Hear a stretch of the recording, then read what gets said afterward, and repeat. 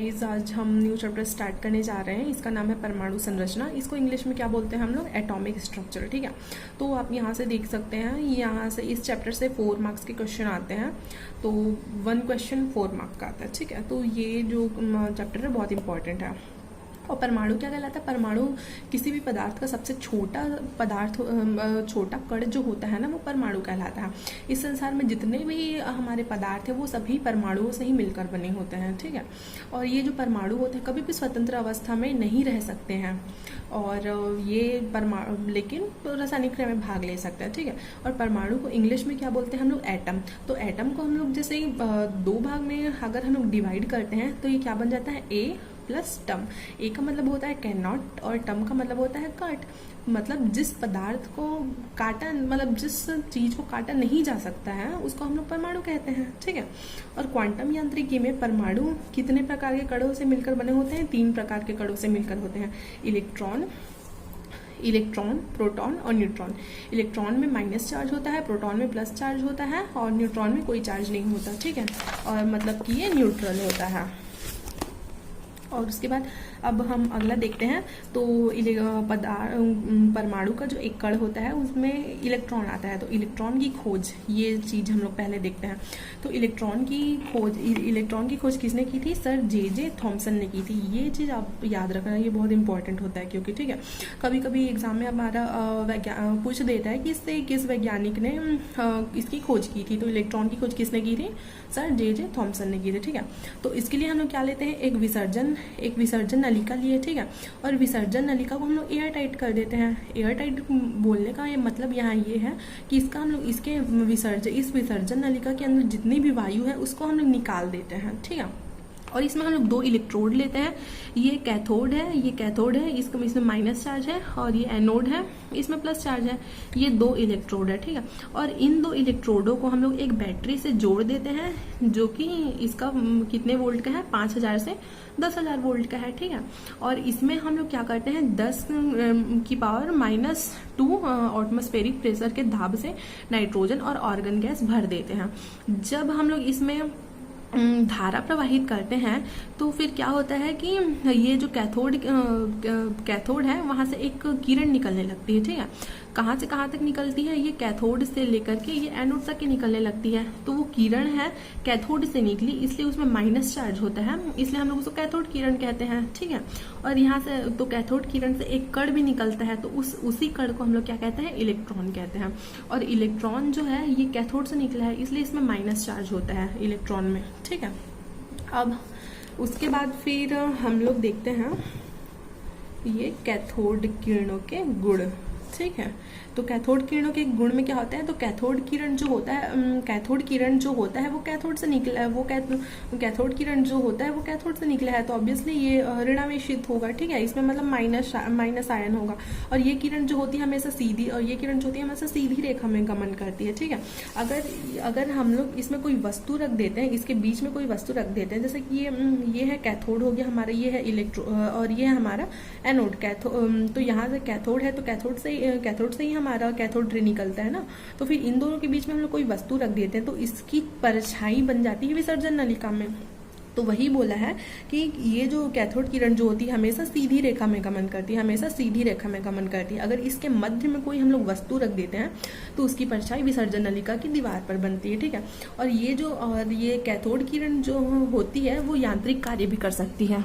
अगर हम लोग कैथोड किरण के बीच में कोई सी जैसे चक्री रखते हैं, आप देख सकते हैं यहाँ पर कोई चक्री रखते हैं तो वो चलने लग जाती है। ठीक है, और ये जो किरण होती है धातुओं से टकरा करके एक्स किरण उत्पन्न करती है, और ये किरण इतनी शक्तिशाली होती है कि इसमें पतले चादर को भी भेदने की क्षमता पाई जाती है। ठीक है, और जैसे एग्जाम में आपका आता है इलेक्ट्रॉन की परिभाषा, तो आप ये लिखेंगे, इलेक्ट्रॉन किसी पदार्थ में उपस्थित वह मूलभूत कण है जिस पर 1.6 × 10⁻⁻19 कूलम ऋण आवेश होता है, और जिसका द्रव्यमान 9.1 × 10⁻31 किलोग्राम होता है। ठीक है, उसके बाद सेकंड हम देखते हैं प्रोटॉन की खोज। तो प्रोटॉन की खोज किसने की थी? गोल्डस्टाइन नामक वैज्ञानिक ने की थी। ये चीज आप याद रखिएगा क्योंकि बहुत इंपॉर्टेंट है। प्रोटॉन की खोज का आधार क्या बना था, हम लोग देखे थे कि आपकी जो विसर्जन नलिका है उसमें विसर्जन नलिका है, तो वहां से हमारा कैथोड से क्या निकल रहा था, कैथोड रे निकल रहा था जो कि ऋणावेशित था। और पहले से यह ज्ञात था कि परमाणु जो है उदासीन प्रकृति की होती है, तो उदासीन प्रकृति की है तो उसमें ऋणावेशित कण पाया जा रहा है, ऋणावेशित कण पाया जा रहा है तो उसमें धनावेशित कण भी होना चाहिए, तभी ना वो उदासीन होगा, तभी ना वो न्यूट्रल होगा। तो यही इसकी मतलब प्रोटॉन की खोज का आधार बना, ठीक है। तो उसके बाद फिर हम लोग क्या देखते हैं कि कैथोड से उसके बाद फिर हम लोग क्या देखते हैं कि कैथोड से जब कैथोड रे निकलती है तो कुछ देर बाद एनोड से भी रे निकलने लगती है। तो जो एनोड से रेज आपकी निकलती है उसे ही हम लोग कहते हैं एनोड किरण, ठीक है। और ये जो किरण एनोड से निकलती इस कारण वो धनावेशित होती है, और ये इन धनावेशित किरणों को एनोड किरण कहा जाता है, और यहाँ से उत्सर्जित कणों को हम लोग क्या कहते हैं, प्रोटॉन कहते हैं, ठीक है। अगर जैसे आपका एग्जाम में आता है तो आप लोग ये लिखेंगे प्रोटॉन की परिभाषा। प्रोटॉन परमाणु में उपस्थित वह मूलभूत कण होता है जिस पर 1.6 इंटू 10⁻⁻19 कूलम धन आवेश होता है, और जिसका द्रव्यमान 1.67 इंटू 10⁻⁻27 kg होता है, ठीक है।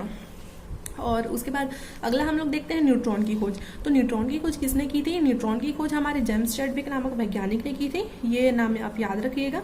जब हम लोग बेरिलियम का परमाणु क्रमांक कितना होता है, 4 होता है। हाइड्रोजन हीलियम लिथियम बेरिलियम, ठीक है, उसका परमाणु क्रमांक कितना होता है, 4 होता है। उसका परमाणु क्रमांक हमारा 4 होता है, ठीक है। तो फिर उसके बाद जब हम लोग बेरिलियम नाभिक पर हम लोग अल्फा कणों की बौछार कराते हैं तो हम लोग देखते हैं कि कार्बन परमाणु के अलावा एक और हमारा कण प्राप्त होता है जिसका द्रव्यमान जो होता है हाइड्रोजन के बराबर होता है, ठीक है, लेकिन इसका कोई आवेश ही नहीं था, इसलिए इसका नाम हम लोग न्यूट्रॉन रख दिए, ठीक है। तो जैसे ये बेरिलियम है तो बेरिलियम का परमाणु क्रमांक कितना है, यहाँ पर 4 है ना, और इसका द्रव्यमान कितना है, 9 है। और ये बेरिलियम परमाणु के नाभिक पर हम लोग अल्फा कणों की बौछार कराए, ये इसका अल्फा कणों, इसका 2 है परमाणु क्रमांक, इसका द्रव्यमान 4 है, ठीक है। तो 4 2 ये 6 हो गया, कार्बन का 6 परमाणु क्रमांक होता है, और इसका ये 12 हो गया द्रव्यमान, ठीक है।